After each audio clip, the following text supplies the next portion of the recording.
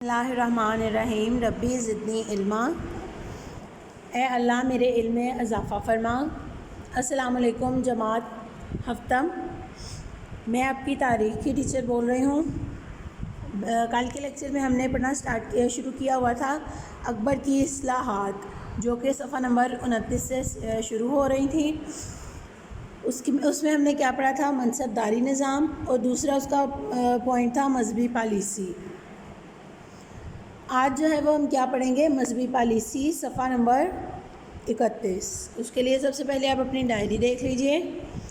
دن ہے آج بدھ، تاریخ 15 جولائی 2020، لیکچر نمبر 4، یعنی تدریسی سلسلہ نمبر 4، جماعت ہفتم، مضمون ہے آپ کا تاریخ۔ اس کے لیے آپ ڈائری دیکھیں گے، باب نمبر 2، پڑھائی، صفحہ نمبر 30 تا 31 یاد کرنا ہے آپ نے۔ اہم نکات جو آج ہم پڑھیں گے اکبر کی اصلاحات میں سے منصب داری نظام جو ہم نے کل پڑھ لیا تھا۔ سیکنڈ پوائنٹ جو آج ہم پڑھیں گے وہ ہوگا مذہبی پالیسی۔ اس کے بعد آج ہم پڑھنے جا رہے ہیں مذہبی پالیسی میں اکبر کا بچپن مذہبی ماحول میں گزرا۔ وہ جوانی میں ایک راسخ العقیدہ مسلمان تھا۔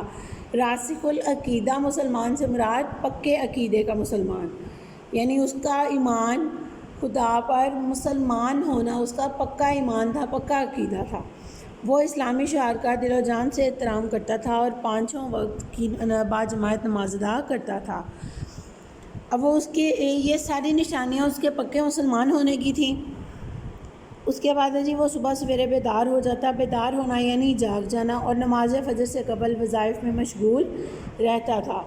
اکبر کو بزرگوں کے ساتھ دلی عقیدت تھی۔ وہ ہر سال حضرت خواجہ معین الدین چشتی کے مزار مبارک کی زیارت کے لیے اجمیر جایا کرتا تھا۔ اسے شیخ سلیم چشتی رحمۃ اللہ علیہ کے ساتھ بھی بہت عقیدت تھی۔ یعنی یہاں سے ہمیں پتہ چلتا ہے کہ اکبر کو صوفیاء کرام سے بہت عقیدت تھی۔ صوفیاء کے ساتھ لگاؤ کی وجہ سے اکبر نے فتح پور سیکری میں عبادت خانے کے نام پر سے ایک عمارت تعمیر کروائی، جہاں نماز جمعہ کے بعد وہ علماء و مشائخ کے ساتھ بیٹھتا اور مذہبی مسائل پر گفتگو کرتا۔ ان محافل میں ہونے والی علمی بحثوں کے باعث اکبر بادشاہ بزن ہو گیا۔ یعنی اس میں جب مختلف قسم کے علماء بیٹھتے تھے تو اکبر بادشاہ جو تھا وہ ڈسٹرب ہو گیا اس چیز سے کہ ہر علماء اپنی اپنی مختلف رائے دیتا تھا۔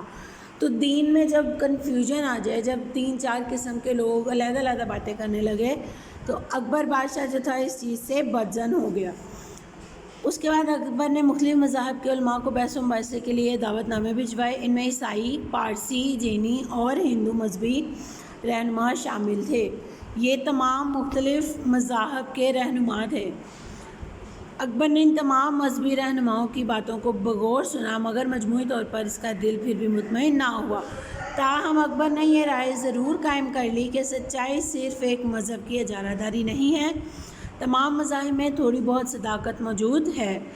اکبر کے دل میں یہ خواہش پیدا ہوئی کہ ان تمام مذاہب کے اچھے اچھے اصولوں کو یکجا کر دیا جائے۔ یعنی اب وہ چاہنے لگا کہ تمام مذاہب میں سے جو اچھے اچھے نکات ہیں، اگر میں وہ نکات نکال لوں تو باقی مذاہب بند کر دوں گا۔ مذاہب کو یکجا کرنے کے ساتھ ساتھ اکبر کے پیش نظر بہت سے سیاسی مقاصد اور مسائل بھی تھے۔ ظاہری بات ہے کسی بھی مذہب کے ایک نقطہ نظر کو نکال کر دوسرے نقطہ نظر میں ڈال دینا، اس میں بہت ہی مسائل بھی پیدا ہونے تھے، لیکن اس میں اکبر کو جو ہے وہ اپنے کئی طرح کے سیاسی مقصد بھی پورے ہوتے ہوئے نظر آ رہے تھے، اس لیے اس نے یہ قدم اٹھایا۔ اکبر نے علماء کے سیاسی امور میں عمل دخل کو کم کرنے کی ابتدا 1569 میں کی، اور اس نے فتح پور سیکری کی جامع مسجد کے امام کو برطرف کر دیا۔ یعنی اس نے اس مسجد کے امام کو نکال دیا، یا آپ کہہ لیں سادہ الفاظ میں کہ اس نے اسے ہٹا دیا تھا، اور منبر پر خود بیٹھ کر خطبہ دیا۔ اس اقدام کا مقصد یہ تھا کہ اکبر اپنی مذہبی حیثیت منوا سکے۔ اکبر کو علماء پر برتری دلانے کے لیے ایک دستاویز تیار کی۔ اس دستاویز پر تمام اہم علماء کے دستخط کروا لیے گئے۔ اس دستاویز کا خلاصہ یہ تھا کہ مذہبی امور میں بادشاہ کا فیصلہ ہی آخری فیصلہ ہوگا۔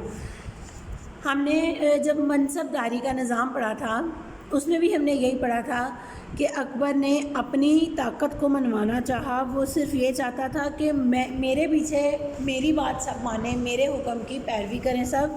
اس لیے اس نے جاگیرداری نظام ختم کیا. اور یہاں پہ بھی اس نے مذہبی پالیسی کو کیوں بدلا؟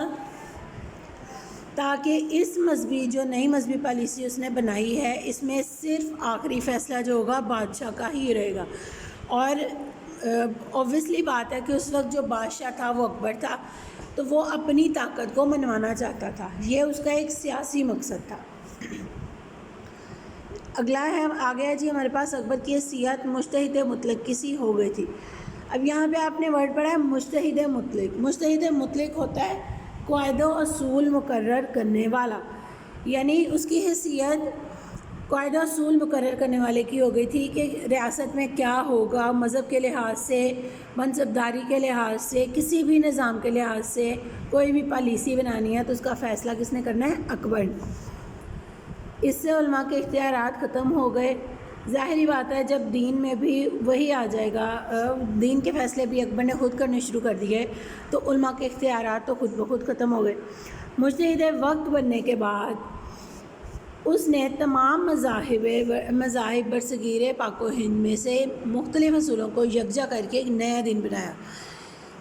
جیسا کہ ہم نے پچھلے صفحے پہ پڑھا کہ اس نے تمام مذاہب میں سے کوئی نہ کوئی اچھا پوائنٹ چن کر سب اکٹھے کر لیے اور اس سے ایک نیا دین بنایا. اس کا نام کیا رکھا اس نے؟ دین الہی، جس کا نام دین الہی رکھا گیا. یہ دین 1582 میں نافذ کیا گیا.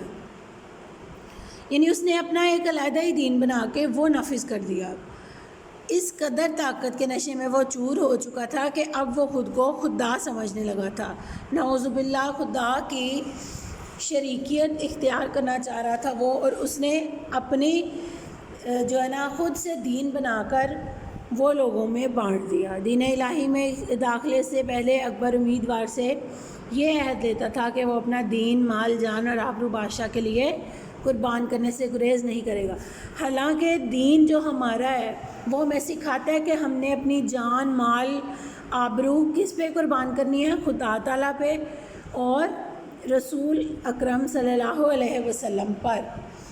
لیکن اس نے جو دین بنایا اس میں اس نے سب سے عہد لیا کہ جو بھی اس دین کو اپنائے گا وہ اپنی جان، مال، آبرو کس پہ قربان کرے گا؟ بادشاہ وقت پہ. اس مذہب میں بہت سی رسومات شامل کی گئی ہیں جن میں گائے کے گوشت کو کھانے کی معانت، آگ کا احترام، بادشاہ کو سجدہ تعظیمی کرنا وغیرہ شامل تھا، جو کہ یہ سب غلط رسومات تھیں. اس طرح اکبر نے ایک مطلق العنان بادشاہ کی حیثیت سے، مطلق العنان ہوتا ہے خود مختار، جس کے پاس سبھی اختیار ہو جائے، جہاں دوسری قوتوں کو اپنے کنٹرول میں کرنا چاہا، وہیں اس نے علماء کی حیثیت اور اختیارات کو ختم کر کے مذہبی طور پر تمام اختیارات اپنے پاس رکھ لیے. دوسرے مذاہب کو اپنے سیاسی اثر میں لانے کے لیے اس نے دین الہی کو شروع کیا اور مختلف مذہبی گروہوں کو اپنے سیاسی اثر میں لانے کی کوشش کی. یعنی اب یہ مذہب بنانے سے، دین الہی جو اس نے مذہب اپنا بنا لیا تھا، وہ بنانے سے اسے صرف دینی فائدہ ہی نہیں ہوا تھا بلکہ سیاسی مقاصد اس کے بہت حد تک پورے ہونے لگے. اکبر کی زندگی میں اس کی خوش آمدید درباریوں نے دین الہی کو قبول کر لیا. اس وقت کے مشہور عالم شیخ مبارک کے بیٹوں ابو الفضل اور فیضی نے دین الہی کی ترویج میں اہم کردار ادا کیا. اکبر کی وفات کے ساتھ ہی دین الہی کا خاتمہ ہو گیا. دین الہی کو ختم کرنے کے لیے حضرت مجدد الف ثانی نے نہایت اہم کردار ادا کیا. ظاہری بات ہے دین الہی اکبر کا بنایا ہوا دین تھا تو وہ اکبر کے ساتھ ہی ختم ہو گیا. اور اس میں سب سے اہم کردار کس نے ادا کیا؟ حضرت مجدد الف ثانی. اکبر کی وفات کے بعد انہوں نے لوگوں کو بتایا کہ یہ غلط دین ہے، آپ کے لیے صحیح دین دین اسلام ہے، اسلام کی طرف آئیے، خدا کو واحد مانیے. یہ چیزیں جب انہوں نے لوگوں تک پہنچانا شروع کی تو لوگوں نے اکبر کے بنائے ہوئے دین کو اکبر کے ساتھ ہی ختم کر دیا. اچھا جی، امید ہے آپ کو آج کے لیکچر کی بخوبی سمجھ آئی ہوگی اور میں آپ سے یہی امید کرتی ہوں کہ آپ اپنا سبق گھر پہ اچھی طرح سے یاد کرتے ہوں گے، اور مجھے پوری امید ہے کہ اس میں جو بھی مشکل الفاظ آتے ہوں گے وہ آپ اپنی یاد دہانی کے لیے لکھتے بھی ہوں گے۔ ایسا ہی ہے، اپنے گھروں میں رہیے، محفوظ رہیے، اپنا بہت خیال رکھیے۔ خدا حافظ۔